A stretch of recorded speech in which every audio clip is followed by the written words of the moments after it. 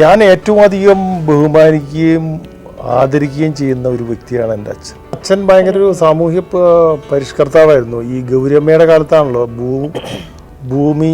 ഭൂപരിഷ്കരണ ഇത് വന്നത്. അപ്പോൾ ഈ 10 സെൻറ്റ് കൊടുക്കണം എന്നുള്ളതിൻ്റെ ആദ്യത്തെ അനൗൺസ് ചെയ്ത് എനിക്ക് ചെറിയ ഓർമ്മയുള്ളൂ. അത് അന്ന് കേരളത്തിൽ ആദ്യമായിട്ട് ഈ സ്ഥലം വിട്ടുകൊടുത്തതിൽ പ്രധാനി എൻ്റെ അച്ഛനായിരുന്നു. ഇത് എങ്ങനെയാണ് ഒരു പൂന ഫിലിം ഇൻസ്റ്റിറ്റ്യൂട്ടിലേക്കൊക്കെ പോകാനുള്ളൊരു? അതെന്ന് വെച്ചാൽ ഈ നാഷണൽ സ്കൂൾ ഓഫ് ഡ്രാമയുടെ ഒരു ഭാഗം തന്നെയാണ്. പഠിച്ചു കഴിഞ്ഞാൽ പിന്നെ പൂന ഫിലിം ഇൻസ്റ്റിറ്റ്യൂട്ടിലും പഠിക്കണം എന്നുള്ള അന്ന് അങ്ങനെ ഒരു ഇതിന്റെ ഇടയ്ക്ക് എവിടുന്ന ഈ കലാവാസന വരാൻ ഈ കുടുംബം? കലാവാസന വരാന്ന് പറഞ്ഞാൽ ഞാൻ ചെറുപ്പത്തിൽ തന്നെ ഞങ്ങൾക്കൊരു സ്കൂളുണ്ട്. അതായത് ഞങ്ങളുടെ അമ്മാവന്മാർക്ക് ഒരു സ്കൂളുണ്ട് അപ്പുറത്ത് തൃശ്ശൂർ. അവിടുത്തെ ഞാൻ ശരിക്കും പറഞ്ഞാൽ എൻ്റെ 2ാമത്തെ വയസ്സ് തൊട്ട് സ്കൂളിൽ പോയ ആളാണ്. എൻ്റെ അമ്മ അവിടുത്തെ ടീച്ചറായിരുന്നു. അപ്പം ഞങ്ങളുടെ തന്നെയാണ് സ്കൂള്. അപ്പോൾ അമ്മ പോകുന്നതോടുകൂടി ഞാനും പോവും. അപ്പോൾ ഞാൻ എന്നാണ് സ്കൂളിൽ ചേർന്നതിനെ പറ്റിയൊന്നും എനിക്കറിയില്ല. കാരണം അന്ന് 2ാമത്തെ വയസ്സ് തൊട്ടേ ഞാൻ സ്കൂളിലുണ്ട്. അപ്പം അന്ന് അവിടെ ഈ ഇന്നത്തെ പോലെയല്ല ഈ സാഹിത്യ സമാജങ്ങൾ എന്ന് പറഞ്ഞ് ഓരോ ആഴ്ചയിലും വെള്ളിയാഴ്ച സാഹിത്യ സമാജങ്ങളുണ്ട്. അപ്പം അങ്ങനെ അവിടെ ചെറിയ ചെറിയ നാടകങ്ങളിൽ വളരെ ചെറുപ്പം മുതലേ എൻ്റെ അങ്ങനെ അഭിനയിക്കുമായിരുന്നു. പിന്നെ എൻ്റെ അകന്ന ഒരു ബന്ധുവാണ് ഈ ധർമ്മരത്നം എന്ന് പറയുന്ന ആൾ. അദ്ദേഹം ഡൽഹിയിൽ ലളിതകലാ അക്കാദമിയുടെ എക്സിബിഷൻ ഓഫീസറായിരുന്നു. അപ്പം ഞാനിങ്ങനെ സ്കൂളിൽ കൊല്ലം SN കോളേജിലാണ് ഞാൻ ഡിഗ്രി പഠിച്ചത്. അല്ല സോറി, നാട്ടിക കോളേജിൽ അവിടെ തൃശ്ശൂർ. അവിടെ പഠിച്ച് ഞാൻ അവിടുത്തെ ബെസ്റ്റ് ആക്ടറൊക്കെ ആയിരുന്നു. അപ്പോൾ ഇദ്ദേഹം അമ്മയെ കാണാൻ വേണ്ടി അവിടെ വന്നപ്പോൾ ഞാൻ പതുക്കെ ഒന്നിങ്ങനെ പറഞ്ഞു, എനിക്ക് ഈ നാഷണൽ സ്കൂൾ ഓഫ് ഡ്രാമയിൽ പഠിച്ചാൽ കൊള്ളാമെന്നുണ്ട്. അപ്പോൾ എന്നെ ഇദ്ദേഹം ഒന്ന് നോക്കി. ഞാനന്ന് ഒരു 19 വയസ്സുള്ള ഒരു വളരെ കൊച്ചു പയ്യനാണ്. ഞാൻ എൻ്റെ പ്രാക്ടിക്കൽ പരീക്ഷയൊന്നും കഴിഞ്ഞിട്ടില്ല, തിയറി മാത്രം എഴുതി കഴിഞ്ഞിരിക്കുകയാണ്. എന്നെ നോക്കിയിട്ട് അപ്പോൾ എന്നോട് ചോദിച്ചു, സുമതി ടീച്ചർ സമ്മതിക്കോടെ അതിനെന്ന് ചോദിച്ചു. സുമതി ടീച്ചർ എന്നാണ് എല്ലാവരും പറയും. എന്നെ നാട്ടിലറിയുന്നത് സിനിമാ നടനായിട്ടല്ല, എന്നെ സുമതി ടീച്ചർ മകൻ അങ്ങനെയല്ല, ടീച്ചർമാരുടെ മക്കൾ അങ്ങനെ ആ പേരിലല്ലേ പറയുള്ളൂ. സുമതി ടീച്ചർ മകൻ. ഇപ്പോഴും എന്നെ അങ്ങനെ തന്നെ അവിടെ അറിയുള്ളൂ. നിൻ്റെ അമ്മ സുമതി ടീച്ചർ സമ്മതിക്കുമോ? അപ്പോൾ ഞാൻ പറഞ്ഞു സമ്മതിപ്പിച്ച് നോക്കാം. അപ്പം ഞാൻ അത് എൻ്റെ അമ്മാവന്മാരോട് പറഞ്ഞു. ആദ്യം അമ്മാവന്മാർ ഈ കലാകാരന്മാരാണ്. നമ്മുടെ ജയദേവൻ മാഷ് എന്ന് പറയുന്നതും അവർ രാജൻ എന്നൊക്കെ പറയുന്ന നമ്മുടെ അമ്മാവന്മാർ കലാവാസനയുള്ള അന്നത്തെ അവിഭക്ത കമ്മ്യൂണിസ്റ്റ് പാർട്ടിയിലൊക്കെ ആളുകളാണ്. അങ്ങനെ ഞാൻ അവരോട് ചെന്ന് പറഞ്ഞപ്പോൾ അമ്മയ്ക്ക് അമ്മ പറഞ്ഞു ഒരു കാര്യം ചെയ്യുക. അപ്പോൾ ഈ ധർമ്മരത്നം എന്ന് പറയുന്ന ആൾ പറഞ്ഞു, ഇതിൻ്റെ പ്രാരംഭമായിട്ടുള്ളൊരു പരീക്ഷയുണ്ട് ഈ ഡൽഹിയിൽ.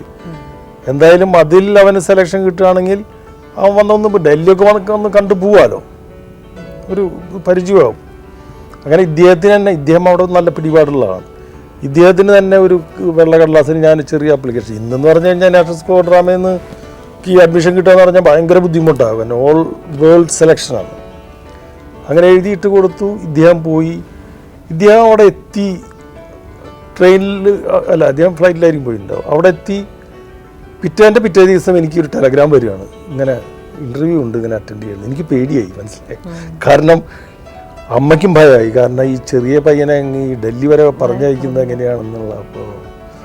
അപ്പോൾ എൻ്റെ ഒരു സുഹൃത്തുണ്ട്, എൻ്റെ സുഹൃത്തല്ല, എൻ്റെ ചേട്ടന്മാരുടെ സുഹൃത്തുണ്ട്, ഭാസ്കരൻ നായർ എന്ന് പറയുന്ന ആൾ. അയാൾ ഡൽഹിയിലൊക്കെ നല്ല പിടിപാടുള്ളൊരു കക്ഷിയാണ്. അപ്പോൾ അദ്ദേഹം പറഞ്ഞു എൻ്റെ കൂടെ വരാം.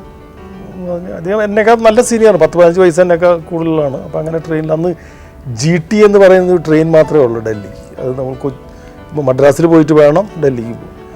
അവിടെ ചെന്നപ്പോൾ ഏറ്റവും ചെറിയ പയ്യൻ ഞാനാണ്, ബാക്കി എല്ലാവരും വലിയ വലിയ വലിയ ആളുകളാണ്. എനിക്കാണെങ്കിൽ ഇംഗ്ലീഷും അധികം കാര്യമായിട്ട് അറിയില്ല. നമ്മൾ ഫ്രഷായിട്ട് ഇവിടുന്ന് ഡിഗ്രി കഴിഞ്ഞില്ല, ഹിന്ദിയും അറിയില്ല. അപ്പോൾ അവിടെ എഴുത്ത് പരീക്ഷ നടത്തി. അപ്പോൾ എഴുത്ത് പരീക്ഷയിലധികം ഈ കോമൺ സെൻസിൻ്റെ ഇതുകളുണ്ട്, ജനറൽ നോളജ് ചോദ്യങ്ങളുണ്ടായിരുന്നു. അത് നമ്മൾ സൗത്ത് ഇന്ത്യയിലെ പിള്ളേർക്ക് കൂടുതൽ നോർത്ത് ഇന്ത്യയിലെ പിള്ളേരൊക്കെ കൂടുതൽ എഴുതാനറിയും. ഈ ജനറൽ നോളജ് നമുക്ക് സംസാരിക്കാൻ അറിയില്ല, പക്ഷെ ബാക്കി കാര്യങ്ങളൊക്കെ നമ്മൾക്കാണ് കൂടുതൽ. ഒക്കെ ടിക് ചോദ്യങ്ങൾ നമ്മൾക്കാണ് കൂടുതൽ ഇത് ഉണ്ടാവും. അതുകൊണ്ട് തന്നെ ഈ സൗത്ത് ഇന്ത്യയിൽ നിന്നുള്ള ആളുകളൊക്കെ പണ്ട് ഈ പരീക്ഷകളെല്ലാം സൗത്ത് ഇന്ത്യൻ കുട്ടികൾ കൂടുതൽ ജയിക്കുമായിരുന്നു. നമുക്കായിരുന്നു വായനാശീലം കൂടുതൽ. വായനാശീലം നമുക്ക് പറയാനേ അത് പറ്റില്ല. അങ്ങനെ ഞാൻ വിചാരിച്ചു ഇതെല്ലാം അവസാനിച്ചല്ലോ, ഇനിയിപ്പോൾ അത് കാര്യമില്ല. അങ്ങനെ മടങ്ങി വന്നു ട്രെയിനിൽ തിരിച്ച് 2 ദിവസം കഴിഞ്ഞപ്പോൾ ഞങ്ങൾ ആഗ്രയിലൊക്കെ പോയി. ആഗ്രഹമൊക്കെ ഉണ്ട്, കാരണം ഇനി വീണ്ടും ഡൽഹിക്ക് വരേണ്ട കാര്യമില്ലല്ലോ, കാരണം ഇതിലൊന്നും ജയിക്കാൻ പോകണ ഇതില്ല. കാരണം എനിക്ക് കണ്ടപ്പോൾ തന്നെ മനസ്സിലായി വലിയ വലിയ അന്ന് തന്നെ താടികൾ വളർത്തിയിട്ടുള്ള എന്നെയൊക്കെ 5-10 വയസ്സ് കൂടുതലൊക്കെ ഉള്ള ആളുകളുണ്ട്. ഇന്നൊക്കെ വളരെ ബുദ്ധിജീവികൾ പ്രമുഖരായിട്ടുള്ള ആളുകൾ, വലിയ പ്രമുഖരാണ്. രാജ്ബബ്, അനുപം ഖേർ, ഷാറുഖ് ഖാനൊക്കെ എന്റെ വളരെ ജൂനിയർ ആയിട്ട് പഠിച്ചുള്ള ആളുകളാണ്. ചേട്ടന്റെ സീനിയർ ആയിരുന്നു അനുപം ഖേർ, രാജ്ബബർ, അങ്ങനെ വലിയ വലിയ ആളുകൾ. അവരൊക്കെ എൻ്റെയൊക്കെ പ്രായമുണ്ട്, അവരൊക്കെ കുറച്ചും കൂടി യൗവനമുള്ള ആളുകളാണ്. അങ്ങനെ ഞാനൊരു വീട്ടിൽ സദ്യക്ക് ഇങ്ങനെ ഇരിക്കുകയാണ്, ഭക്ഷണം കഴിക്കാനിരിക്കുമ്പോൾ എൻ്റെ ഒരു ഫ്രണ്ട് വന്നിട്ട് പറഞ്ഞു, രാജു നിനക്കൊരു കമ്പി വന്നിട്ടുണ്ട് ഡൽഹിയിൽ. അപ്പം അന്നൊക്കെ കമ്പി വരിക എന്ന് പറഞ്ഞാൽ കുറച്ച് ടെൻഷനുള്ള കാര്യമാണ്. കമ്പിക്കുള്ള അപ്പോൾ അതിൽ ആ കമ്പി ചെന്ന് വായിച്ചു നോക്കിയപ്പോൾ ഭാസ്കരനാരനെ വിളിപ്പിച്ചു, ഡൽഹിയിൽ നിന്ന് അയാളെയും വിളിപ്പിച്ചു. അയാൾ എൻ്റെ കൂടെ ഉണ്ട്, അയാൾ നമ്മുടെ കൂടെ. ഭാസ്കരനാരൻ ഇത് കമ്പി വായിച്ചു നോക്കാൻ പറഞ്ഞു. പറഞ്ഞു you have been selected for this interview, അതുകൊണ്ട് ഡൽഹിയിൽ ഇന്ന ദിവസം നിങ്ങൾ ഇതിന് ഇത് ചെയ്യുക, മറ്റേ യാത്ര ചിലവൊക്കെ ഞങ്ങൾ തരും.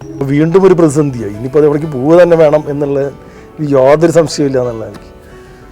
അങ്ങനെ പോയി അവിടെ ചെന്നപ്പോൾ ആകെ ബംഗ്ലാദേശ്, അതുമാതിരി മൊറീഷ്യസ്, ഹോങ്കോങ്, അവിടെ നിന്നൊക്കെയുള്ള കുട്ടികളുണ്ട്. ഓൾ ഏഷ്യൻ തിയേറ്റർ ഇൻസ്റ്റിറ്റ്യൂട്ടാണുള്ളത്. അവരുണ്ട്, കുറേ ആകെ 20 പേരെ എടുക്കുകയുള്ളൂ. അപ്പം ഞാൻ വിചാരിച്ചു 150 പേരുണ്ട്, അതിൽ 20 പേര് ഞാൻ ആവരുത് എന്ന് ഞാൻ വളരെയധികം ആഗ്രഹിച്ചു. അപ്പോൾ അങ്ങനെ ഞാനിങ്ങനെ തപ്പി ഇങ്ങനെ ഇംഗ്ലീഷ് സംസാരിക്കുമ്പോൾ ഒരാൾ ശുദ്ധ മലയാളത്തിൽ എന്നോട് ഇങ്ങനെ സംസാരിക്കും. നോക്കുമ്പോൾ അത് നമ്മുടെ KPS മേനോനാണ്. ജൂനിയർ KPS മേനോനല്ല, സീനിയർ KPS മേനോൻ, സംഗീത അക്കാദമിയുടെ അന്നത്തെ ചെയർമാൻ. പറഞ്ഞു നിങ്ങൾ എന്നോട് ചോദിച്ചു, നിങ്ങൾ ഇത്ര ഇന്ത്യയിലെ ഏറ്റവും റിമോട്ട് ആയിട്ടുള്ളൊരു വില്ലേജിൽ നിന്ന് വന്നിരിക്കുകയാണ് താൻ, എന്തിനാണ് താൻ ഇങ്ങനെ ഇതിന് വന്നത്, ഇവിടേക്ക് വന്നത്? അപ്പം ഞാൻ പറഞ്ഞു എൻ്റെ ആ ഗ്രാമത്തിൻ്റെതായ ചില കലാരൂപങ്ങളുണ്ട്, ഞാൻ ഒരു അടിയടിച്ചാണ്, ചില മറ്റേ വലിയ കാര്യം പറയണമല്ലോ, വലിയ കഥകളി, അതിൻ്റെ കുറേ കാര്യങ്ങളും ഇവിടുത്തെ ചില ഗ്രാമീണ നോർത്ത് ഇന്ത്യ കൊണ്ട് അതൊക്കെ മിക്സ് ചെയ്തിട്ട് ചില കാര്യങ്ങൾ എനിക്ക് പഠിക്കണമെന്നുണ്ട്. അപ്പം അദ്ദേഹം അത് ഞാൻ പറഞ്ഞത് ട്രാൻസ്ലേറ്റ് ചെയ്ത് ബാക്കിയുള്ളവർക്ക് പറഞ്ഞു കൊടുത്തു. കപില വാത്സ്യായൻ അങ്ങനെയുള്ള വലിയ ആളുകളൊക്കെ ആയിരുന്നു കാണുന്നുണ്ട്. അപ്പോൾ അവർക്ക് ഈ ചെറിയ പയ്യന് ഇങ്ങനെയൊക്കെ ഇത് ചെയ്യുന്നുണ്ട്. പിന്നെ ഒന്നും സംസാരിച്ചില്ല. ശരി ഓക്കെ, പോയിക്കോടോ എന്ന് പറഞ്ഞു എന്നോട്. അപ്പം ഞാൻ അങ്ങനെ പോയി. അങ്ങനെ വീട്ടിൽ വന്നപ്പോൾ ഞാൻ സെലക്റ്റഡ്. അതാണ് അങ്ങനെ അങ്ങനെയാണ് അതിലേക്ക് വന്നത്. നമ്മളതങ്ങനെ ഒരു പിന്നെ സ്റ്റുഡിയോ നടത്തിക്കൊണ്ട് പോകുന്നു, പിന്നെ അഭിനയിക്കുന്നുണ്ട്, കുടുംബം, ഇതൊക്കെ കൂടെ മാനേജ് ചെയ്യാൻ പറ്റാറുണ്ടെന്ന് വെച്ചാൽ ഞാൻ പരമാവധി ശ്രമിക്കാറുണ്ട്. ചേട്ടൻ ബിസിനസ് കാര്യങ്ങൾ സാധാരണ സ്ത്രീകൾക്ക് എപ്പോഴും ഇപ്പോൾ ജോലി ചെയ്യുന്ന സ്ത്രീകൾക്കാണെങ്കിൽ ഫാമിലി ശരിക്കും കൊണ്ടുപോകാൻ പറ്റില്ല, അല്ലെങ്കിൽ ഫാമിലി മാത്രം നോക്കുന്ന ഒരു വ്യക്തിയോട് ഒരു ജോലിക്ക് പോയിക്കൂടെന്ന് വെച്ചാൽ അയ്യോ എനിക്ക് ഇതും അതും കൂടെ പറ്റില്ല എന്ന് പറയും. ഇതെല്ലാം കൂടെ അങ്ങനെ ഒരു വ്യക്തിക്ക് പരമാവധി എൻ്റെ ഫാമിലി മെമ്പേഴ്സ് സഹകരിക്കുന്നുണ്ട്. ബിസിനസ് കാര്യമൊന്നും ചേട്ടൻ നോക്കാറില്ല, അതൊക്കെ ഞാൻ തന്നെയാണ് നോക്കുന്നത്.